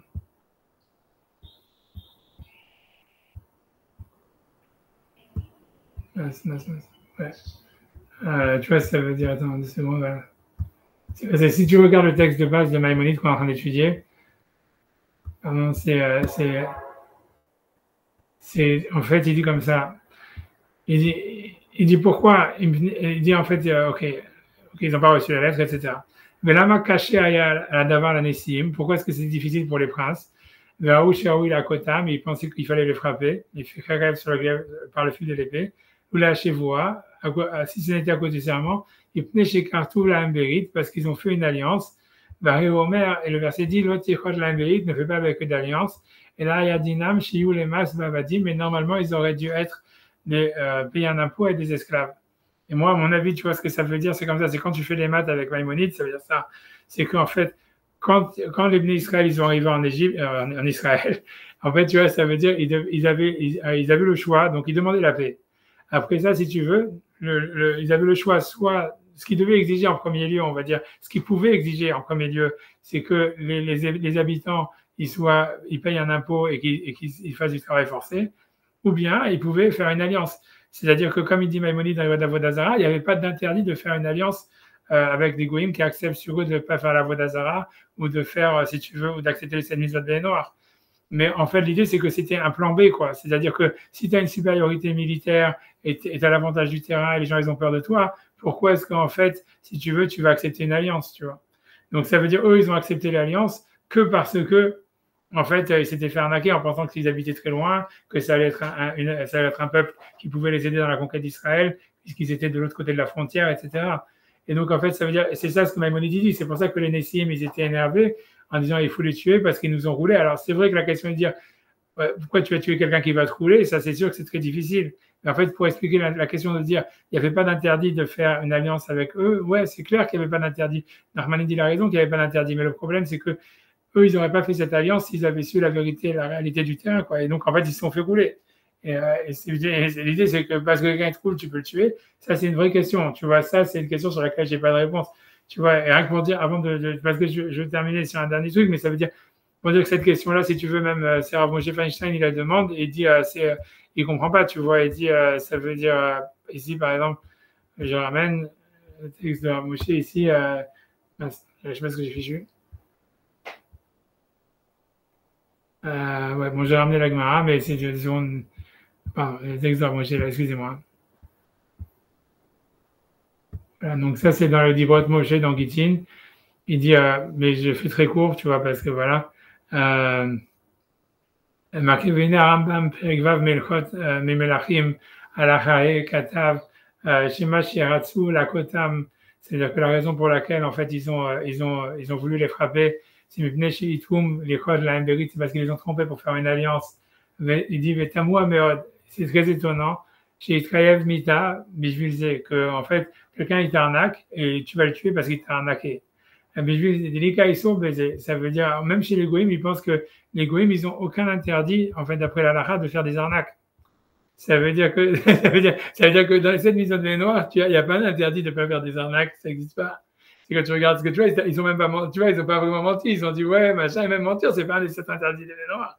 Un des noirs qui n'a pas l'interdit de ne pas mentir. Donc, ça veut dire, voilà, donc ça serait quoi ton compte à l'Afrique si jamais quelqu'un, tu vois, il t'arnaque et tu dis, voilà, il faut le tuer. Et en plus, il dit, en plus qu'ils ont fait ça pour sauver leur peau, tu vois, il dit Wifrat Shehu Latsala, ça veut dire, donc il dit Betsakiun, ça veut dire, avant ça, il a posé la question avant, très en longueur sur le Tosfot, mais ça veut dire qu'il dit, tu vois, qu'il parle, parce que si tu veux, l'idée du Chilul Hashem, c'est-à-dire que, en fait, les Bnei Israël n'ont pas tué les Givonim à cause que c'était un Chilul Hashem, c'est la Gemara qui sort un truc comme ça. Mais en tous les cas, lui dit, en tous les cas, il dit, mais Rav Moshe, évidemment, il pose la question, il dit, mais pourquoi est-ce qu'ils auraient pu les tuer? Et le Rambam qui dit, parce qu'ils t'ont arnaqué, ils t'ont menti, il dit, mais quel est l'intérêt? Ça veut dire, comment tu vas, dès qu'un type t'arnaque, tu vas le tuer? Et ça veut dire, chez les Goïms, il n'y a même pas, il dit, il n'y a pas d'interdit de ne pas mentir, en fait. Quand tu regardes dans le 7 Mitzvot de Bénédor, ils n'ont pas d'interdit de ne pas mentir. Donc, en fait, il y avait aucun. Ils ont mis déjà d'avoir un tribunal. Si c'est pas pour vérifier le mensonge, à quoi ça sert d'avoir un tribunal? Ah, ok, tu veux dire, c'est parce qu'ils volent. Mais ici, l'histoire, c'est, tu vois, c'est que, non, parce que tu vois, c'est comme, tu vois, c'est pas du vol. Ça veut dire, ce qu'ils ont fait, c'est, tu vois, c'est toi, ils t'ont fait un contrat. Le mec, tu vois, toi, tu es tombé dans le panneau, tu vois ce que je veux dire, c'est tout, hein, ça veut dire, c'est de ta faute. Après, tu peux aller au tribunal pour annuler le contrat au maximum, on va dire comme ça. Mais en tous les cas, mais c'est pas que tu veux le tuer à cause de ça, tu vois. Et ça reste une question, tu vois, ça reste une question. Mais en tout cas, moi, ce que je voulais finir avec moi, mon idée à moi, c'est comme ça, j'ai un truc très intéressant, ça veut dire, il y a parce que les Givonim, on le retrouve par la suite dans l'histoire, etc. Et en fait, j'espère que j'ai ramené ça dans les textes d'ailleurs, mais ça veut dire, en fait, comme on a déjà vu, je pense qu'on a déjà vu cette histoire-là, qu'après la mort de Shaoul, il y a eu, en fait, il y a eu 3 ans où il y avait la famine. Et qu'ils ont demandé au Horim et Tumim, et que le Horim et Tumim, ils ont répondu, oui, c'est à cause des Givonim que Shaoul, il a frappé. Et donc, dans le Talmud de Babylone, ils te disent, oui, en fait, c'est pas vraiment, il a simplement détruit la ville des Kohanim. Et en fait, si tu veux, les Givonim, eux, ils travaillaient, c'était eux qui apportaient à manger, à boire aux Kohanim. Donc, c'est leur parnassa, quoi, c'était les esclaves des Kohanim. Donc, finalement, tu vois, c'est pour ça qu'on considère que Shaoul, il les avait, en fait, lésés. Et ensuite, par la suite, donc, il y a David, il demande des réparations, pour arrêter la famine, donc il demande aux Givonim il propose de l'argent, il va les proposer à chacun de l'argent. Ils vont refuser, et ils vont dire non, on veut tuer des enfants de Shaoul, et ils tuent 7 enfants de Shaoul, et malgré l'interdit même de les laisser pendus, ils vont rester pendus pendant 6 mois. Et donc, la Gemara dit, donc David, il a dit, ah voilà, ces gens-là, et on ne peut pas accepter des convertis de eux parce qu'ils n'ont aucune pitié, etc., etc. C'est des Réchaïm, tout ça. Tu vois, si tu veux, c'est des gens mauvais, etc. Ça, tu vois, ça veut dire, dans le Talmud de Babylone, c'est comme ça que c'est ramené, je crois, dans Ketuvot. Mais, tu vois, je ne connaissais pas, mais dans le Talmud de Yerushalmi, il y a marqué que non, en fait, comment il s'appelle, Shaoul, en fait, il avait vraiment commencé un pogrom contre les Givonim. Ça veut dire, ça veut dire, il avait dit, voilà, comme il s'est dit, bon, de toute façon, c'est des cons et tout ça, etc. Tu vois ce que je veux dire? Ça veut dire, je vais, tu vois, c'est comme il disait, les mecs, on va terminer ce que Hitler, il a pas fait, quoi, un truc comme ça. C'est-à-dire, lui, il s'était dit ça, tu vois, c'est-à-dire, moi, l'autre, il les avait rendus en esclavage, tout ça. Et lui, en fait, il s'était dit, on va purifier, tu vois, la terre d'Israël de tout ça, tu vois.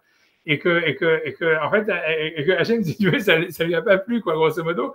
Et c'est puisque c'est à cause de ça qu'il y a eu la famine, tu vois. Ça veut dire, mais c'est intéressant je regarde ce midrash, tu vois, dans les mots.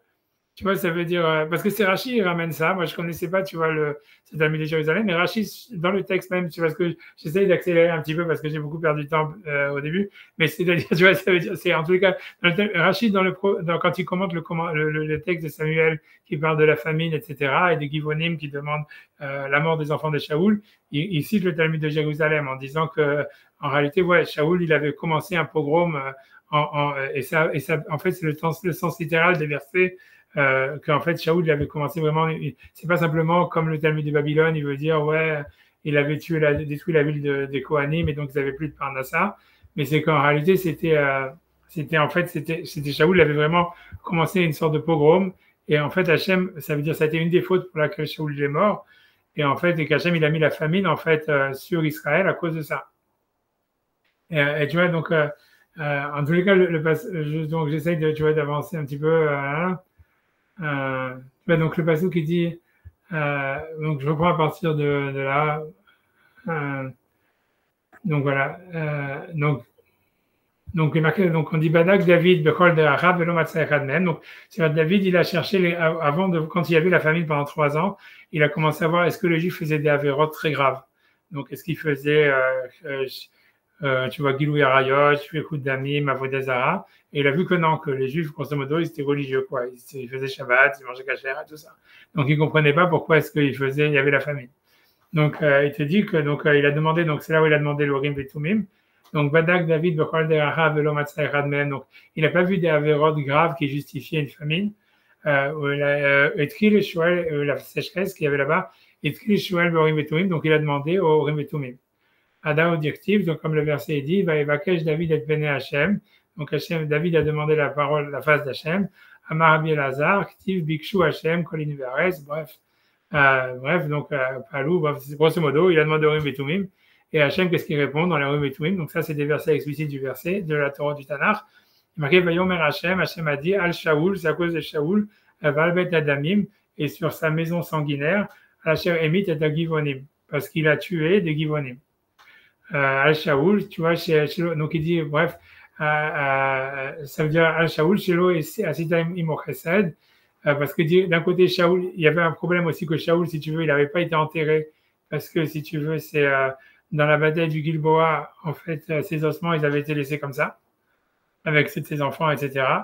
Peu importe la raison, ça veut dire, on ne sait pas exactement pourquoi. Il y en a qui disent parce que comme il s'était suicidé, donc il ne voulait pas l'enterrer et que Hachem, tu vois, de là on apprend, tu vois que ça veut dire qu'il peut y avoir des raisons valables de se suicider, puisque Hachem, en fait, il met la famine parce qu'ils n'ont pas donné des obsèques nationales à Shaoul, malgré le fait qu'il se soit suicidé avec toute sa famille. Valbet Adamim, donc bref, peu importe notre sujet, Valbet Adamim, Hachem émit et Givonim parce qu'il a tué les Givonim. Bref, et là-bas, il y a un verset, en fait, dans le Tanakh, tu vois, qui dit qu'il a vraiment attaqué les Givonim. Ils l'ont pas eu. Shalach David avec Haran, donc David il a envoyé des émissaires, leur appelé Amalem Mal Achem Ulbet Shaoul, qu'est-ce que vous voulez comme réparation sur la maison de Shaoul ça veut dire pour arrêter la famine, puisqu'en fait c'est la famine à cause de ça. C'est le Rim Betumim qui dit ça.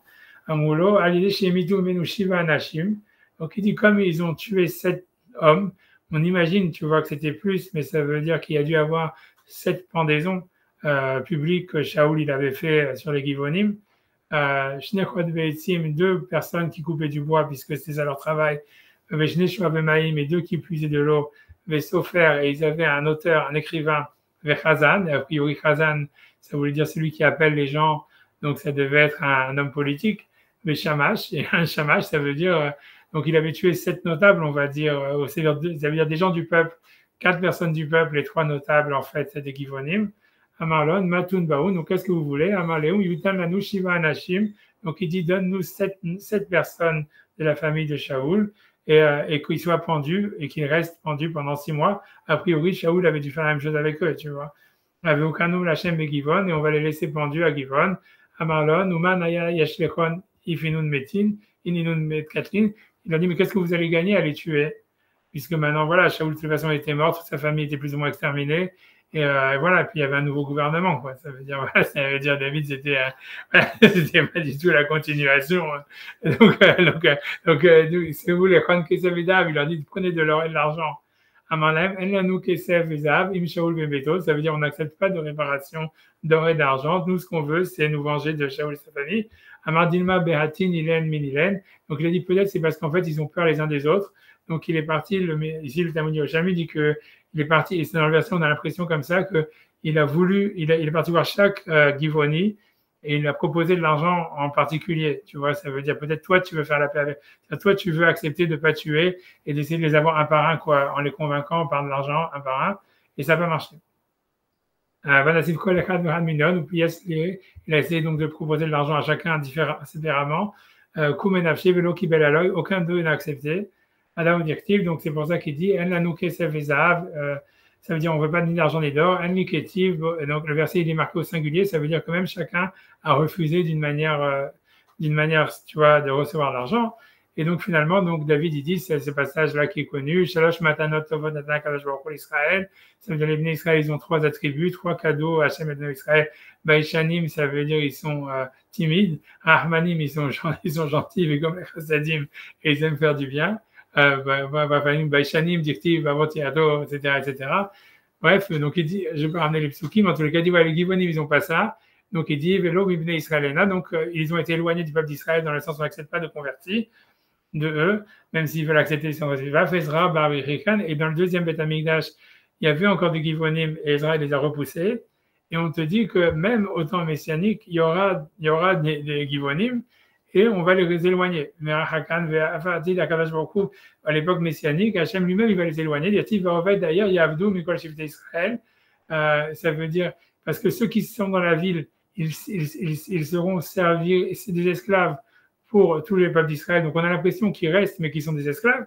Mais le Midrash, les Talmud, ils n'ont jamais dit il faut enlever le Haïn et mettre ça à Aleph, qui veut dire non, ils sont exterminés.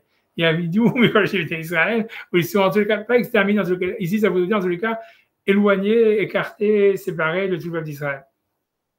Et ce que je veux dire, tu vois, alors, tu vois ce qui paraît, je me souviens, voilà, ça veut dire ça veut dire, ce que ça veut dire, c'est qu'en fait, on voit que le Givonim, ils n'ont pas une bonne presse, quoi. Ça veut dire dans la suite, on voit, d'un côté, non, ça veut dire, il y a un côté, il y a quelque chose, en fait, il y a quelque chose de, comment dire, une contradiction interne dans cette histoire.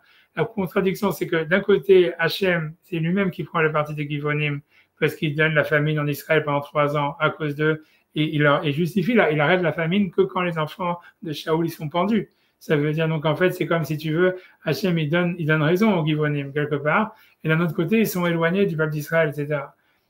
Si tu veux, même un truc, tu vois, ça, je connaissais pas du tout, en Minashemaim, j'ai trouvé ce Midrash cette nuit, comme ça, en cherchant autre chose d'autre, mais je vais le montrer, que ça, je connaissais pas, et je l'ai pas eu dans le premier cours, je l'ai pas donné. Si j'avais retrouvé 2 secondes, ouais, 1 seconde, je vais inclure. C'est ce passage-là qui renvoie la question encore plus.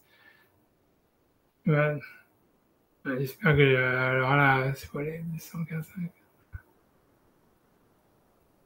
C'est pas possible. Ouais.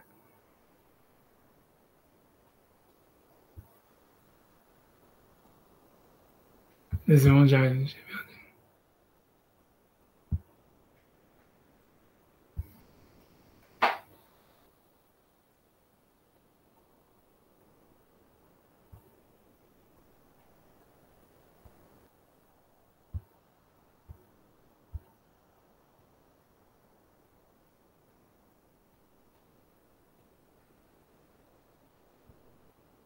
Ouais, ici, tu vois, ça, c'est un Midrash. Il est marqué comme ça. Il est perdu. Oui, c'est ça. Donc, ce Midrash, c'est un Midrash, il dit ça. C'est étonnant. Il dit comme ça, il dit Shlosha Shiyiru. Il y en a 3 qui ont eu peur. Venachalu Awalamazé, Walamava. Et ils ont mérité, grâce à ça, ce monde-là et le monde futur. Velouen, et c'est qui ces 3? Meyaledot. C'est-à-dire celles qui ont fait donner naissance, donc les Meyaledot qui ont sauvé les enfants juifs quand il y avait le décret de Pharaon. Rahav, donc celle qui s'est convertie, qui a sauvé, si tu veux, les explorateurs, etc. Et Agivonim, et les Givonim. Qu'ils ont eu peur d'Israël et qu'ils se sont, tu vois, si tu veux, convertis et que c'est leur acceptant les émissions de Noir et qu'ils ont eu le Olamazé puisqu'ils ont pu rester en Israël dans une sorte de paradis fiscal. Et en même temps, tu vois, ça veut dire ils ont le Olamaba parce qu'a priori, tu vois qu'ils ont le Olamaba. Et donc, tu vois, alors pour moi, l'idée de la question, ça renforce la question. Donc, c'est bien, je ne connaissais pas vraiment, je m'en trouvais par hasard. Mais ça veut dire que c'est un midrash existant, quoi, comme vous pouvez le voir de vos yeux. Et ça veut dire, l'histoire, tu vois, ça veut dire que comment est-ce que d'un côté, on peut dire, voilà, c'est des Réchaïm qui ont voulu, tu vois, qui n'ont pas accepté de l'argent, que tu vois qu'ils ont une cruauté, on ne peut pas accepter des convertis d'eux, etc. D'un autre côté, on voit que Hachem, il leur donne raison parce qu'ils ont été, ça veut dire, voilà, parce que c'était injuste, en fait, qu'on les attaque. Et que finalement, tu vois, c'est-à-dire, Hachem, il amène la famine pendant 3 ans à cause d'eux, et en fait, Hachem, il arrête la famine que quand on prend les enfants de Shaoul. Et d'un autre côté, on se dit, voilà, ils ont le Olamazé, le Olamaba. Et on les compare aux Mialédot qui se sont opposés à Pharaon, tu vois, pour sauver les Juifs. Et tu vois, mais moi, ce que je veux dire, tu vois, moi, à mon avis, tu vois, donc, et voilà, donc ça veut dire pour moi, c'est une question, tu vois, ça veut dire, mais moi, ce que je pense que le message que dans cette histoire de Givonim, ça veut dire en fait que voilà, en fait, ce que ça veut dire de ces midrash, c'est comme je vous ai dit, que dans les Yerushalmi, quand on dit ils vont être écartés par Hachem, ça veut dire simplement qu'ils ne pourront pas se convertir et qu'ils vont rester un peuple à part entière. Mais ce que ça voudrait dire, en fait, à mon avis, ce que ça veut dire cette histoire-là, c'est comme ça, c'est que la raison pour laquelle le Rambam dit qu'on aurait dû tuer les Givonim au début, c'est parce qu'en fait, on voit le fait même, tu vois, qu'ils pensaient que les Juifs ne voulaient pas la paix. Ça voulait dire au fond qu'ils pensaient que les Juifs, c'était des salauds qui voulaient les tuer. Et qu'en fait, si tu veux, ils avaient la haine des Juifs. Et d'une certaine manière, ça reste qu'en fait, on voit dans la suite de l'histoire que les Givonim, ils ont la haine des Juifs. Mais qu'en fait, la mitzvah, en fait, il semblerait que dans la mitzvah d'habiter en Eretz Israël et de garder des non-juifs qui te détestent dans le pays, ça fait partie, en fait, de l'avènement messianique, quoi. Ça veut dire que tu vois, ça veut dire que tu dois avoir, c'est-à-dire avoir le shalom, ça veut dire si tu veux vraiment être à la hauteur du Messie, etc., c'est d'avoir des mecs que tu sais qu'ils attendent, tu vois, de te planter au tournant, tu vois. Mais ça veut dire, mais que d'un autre côté, tu vois, ça veut dire ils respectent la loi. C'est ça l'histoire. Parce que tu vois, parce que d'un côté, on te dit, voilà, qu'en fait, les Maasé dans cette histoire-là, c'est que les Givonim, on voit clairement qu'en fait, ils sont malhonnêtes et qu'ils disaient, voilà, les Juifs, ils sont venus pour nous massacrer, donc ils font le subterfuge. Et par la suite, tu vois, on voit bien qu'en fait, quand ils demandent de prendre les enfants de Shaoul, alors qu'on leur propose de l'argent, etc., ça veut dire, en fait, ils n'aiment pas les Juifs, c'est ce que ça veut dire. Et ça veut dire, mais ils acceptent la loi, comme il dit, comme le Midrash te dit, ils ont eu peur, ils ont peur. Au moins, mais tu vois, il y a où, comme tu vois, il y en a trois qui ont eu peur et qui ont eu l'Olam Hazé, Olam Haba, et les Givonim, ils ont peur. Ça veut dire, ils ont peur d'Israël et donc ils se tiennent à carreau parce que tu vois, ils disent, tu vois, voilà, on veut pas se faire, ça veut dire, voilà, on veut pas se faire massacrer. Mais le fait qu'ils se tiennent à carreau, ça leur donne Olam Hazé, Olam Haba, même s'ils ont la haine à l'intérieur des Juifs, etc., qui sont éloignés des Juifs, mais ça voudrait, et à mon avis, le sens de ça, ça voudrait dire, puisqu'on te dit que même à l'époque messianique, ils seront là, ça veut dire, voilà, en fait, ça veut dire, si tu veux avoir un pays, c'est normal, en fait, d'avoir des mecs qui te détestent dans le pays, quoi. Et il faut savoir vivre avec, quoi. Et ça veut dire, et c'est quelque chose, tu vois, je pense que, tu vois, c'est quelque chose, je pense que c'est peut-être quelque chose, tu vois, qui est nécessaire dans une société d'avoir des ennemis, tu vois. Et ça veut dire, dans le, tu vois, comme à chaque fois je me dis, tu vois, c'est que dans le verset, tu vois, quand on parle de la guerre d'Amalek, le verset qui dit, Vaya, Kasha, Yaniach, Hashem, Otra, Mikol, Oivecha, Misaviv. Et ça sera quoi Hachem Yaniachotra, ça veut dire, normalement, le mot Yaniachotra, la traduction des mots, ça serait, il va te donner la menoucha, ça veut dire la paix de tous tes ennemis autour. Mais en fait, le mot Yaniach, ça peut vouloir dire, il va te laisser des ennemis. Tu vois, Yaniachotra, c'est-à-dire, il va laisser des ennemis autour. Et tu vois, ça veut dire, parce que moi, je pense, tu vois, ça veut dire que, tu vois, que tu vois, ça veut dire, c'est, en fait, ça veut dire, c'est constitutif d'une société d'avoir des ennemis, tu vois, et ça veut dire, c'est peut-être une nécessité, ça peut être une bracha, on va dire, un truc comme ça, tu vois. Ouais, je me rappelle, tu vois, comme tu vois, quand c'est ce qu'on dit à tous les rabbins consistoriels, quand on leur dit, tu vas prendre une communauté, dès que tu vas arriver, tu vas avoir des gens qui vont t'aimer et des gens qui te détestent, tu vois. C'est vrai, tu vois. Ça veut dire, tu vois, ça veut dire, c'est un truc incroyable, mais ça veut dire que tu vois, tu vois, je pense, tu vois, que c'est une bracha, ça veut dire, tu vois, ça veut dire, tu vois, d'avoir des gens qui te détestent, c'est quelque chose, tu vois, qui peut être, tu vois, comme une sorte, tu vois, je sais pas comment expliquer. En tout cas, on voit que dans l'avènement messianique, c'est vu, cette histoire de Givonim, ça symbolise ça. Ça symbolise, tu vois, d'avoir des mecs qui te détestent, que tu dois accepter, que tu vois comme ça, mais ils sont réglo, c'est-à-dire ils ont peur, donc ok, ils sont inoffensifs, on va dire. Mais tu vois, ça veut dire, tu sais qu'ils te haïssent et tu peux les haïr en retour si tu veux, mais ne les touche pas. Et ça fait partie, en fait, de l'équilibre d'une société, quelque chose comme ça, tu vois, peut-être un truc comme ça. C'est ce que j'aurais dit, tu vois, pour essayer de rétablir toute cette histoire, tu vois, donc, moi, ce que je voulais dire, c'est que parce que toute l'idée, c'est d'essayer de trouver une réponse quand même pour Maïmonide qui disait qu'on aurait dû tuer les Givonim parce qu'on a fait une alliance. Pour moi, l'idée, c'est justement ça. Parce que quand tu regardes les mots de Maïmonide, tu vas essayer de retrouver, si jamais vous retrouver. Tu vois, c'est quand tu vois que Maïmonide, il dit, donc il dit, pourquoi est-ce que, je reprends le texte, il veut l'ama a caché à Adavar la Nessim, vers Raoult. Pourquoi donc les princes, ils ont vu que chez Raoult, la Kotam, les Fikre rêve, qu'il fallait les massacrer, Loulé à Chivoua, si c'était le serment. Il dit, chez Cartou, la Mbérit, c'est parce qu'en fait, tu vois, ils ont fait une alliance. On a dit, oui, mais tu vois, pourquoi pas, tu vois, je veux dire, comme il dit Rav Moshe, ils sauvent leur peau, ils font une arnaque, et ça marche. Tu vois, pourquoi ça veut dire, ils n'ont même pas d'interdit de mentir, pourquoi tu veux les tuer? Mais moi, à mon avis, tu vois, c'est parce que justement, l'idée, c'est qu'ils sont venus en disant, on veut une alliance, tu vois. C'est-à-dire que, dans le sens où ils pensaient que si on ne fait pas, nous, une arnaque, ils vont nous tuer. Donc, ça veut dire les Juifs, en fait, ils nous détestent. Et ça veut dire, et ils pensaient, c'est ce qu'il veut dire depuis le début. Hein. Ils pensaient pas que dans les lois juives, on pouvait faire confiance à un Juif, on va dire. Tu vois, le fait qu'ils viennent, qu'ils commencent avec ça, ça veut dire, pour eux, ils pensaient que, voilà, on peut pas leur faire confiance, tu vois. Et ça veut dire, et c'est en ça que, l'idée, c'était en ça qu'ils étaient passés, qu'ils auraient dû mieux fait de les tuer, quoi. Parce qu'à la fin, ça va tu vois, ça veut dire, ils te haïssent, tu vas avoir des amis avec toi qui sont là. Et à la fin, ils vont se retourner contre toi. Ce qui s'est passé, en fait, tu vois, ça veut dire, comme on dit un peu à l'époque de Shaoul, mais ça veut dire que l'idée, c'est que non, comme ils ont peur, alors tu vois, il fallait pas les tuer, c'est ça l'idée, quoi, un truc comme ça. Enfin, c'est ça ce que je pense. En tous les cas, voilà, voilà. Donc, comme quoi, même après le Mashiach, il y aura des antisémites en Israël et que, tu vois, le temps qu'ils seront inoffensifs, c'est pas grave, tu vois. C'est rigolo, ça veut dire, tu vois, c'est ce qu'on voit. C'est-à-dire que les Gibonim, ils ont le Olam, ils restent, ça veut dire qu'ils resteront pour les temps messianiques comme des ennemis d'Israël, mais inoffensifs, tu vois, ça veut dire, voilà, qui attendent au tournant. Mais tu vois, c'est ça l'histoire. C'est Shaoul, en fait, le fait que ça a obligé, tu vois, on comprend l'intérêt. Ça veut dire que ça t'empêche de faire des conneries, tu vois. Ça veut dire, quand tu sais que, tu vois, voilà, comme Shaoul, voilà, il a dit, bon, je vais nettoyer tout ça. Et Hachem, il dit, non, attends, je mets la famine pendant 3 ans parce qu'ils ont fait ça. Ça veut dire, voilà, ça veut dire, parce qu'en fait, un type, tu vois, en fait, ce que ça montre, c'est que un mec comme Shaoul qui va attaquer les Givonim, il va aussi tuer des Juifs gratuitement, comme il a fait avec la ville des Kohanim, tu vois. Et ça veut dire, en fait, si tu veux, les mecs qui te détestent, qui sont dans le pays, et les étrangers, si tu veux, qui te détestent, qui sont dans le pays, la manière dont tu te conduis avec eux, ça t'oblige, si tu veux, en fait, à te conduire avec ta propre population aussi d'une manière exemplaire. Et si tu n'as pas ce garde-fou, en fait, tu risques ensuite, tu vois, de faire des actions sur ta propre population, quoi, un truc comme ça. Voilà, j'en sais rien. Tu vois, c'est ça, le gros. Je pense que voilà, j'ai sauté ta spot, j'ai sauté plein de trucs, mais bon, voilà ce que je me suis dit. Ça va. C'est pas mal déjà. Ok, d'accord, voilà. Ouais, je vous laisse tranquille. Je vous dis à ce soir pour ceux qui veulent le cours de Gemara, mais dans ta chaîne. À ce Donc soir. n'oubliez pas le cours de Gemara, que je dois essayer de préparer. Bon, vraiment. Merci beaucoup pour tout, merci pour votre support, merci pour tout. Voilà. Merci pour vous, merci pour vous. Okay. Ouais, Ouais. non, 11 novembre. Ok, d'accord.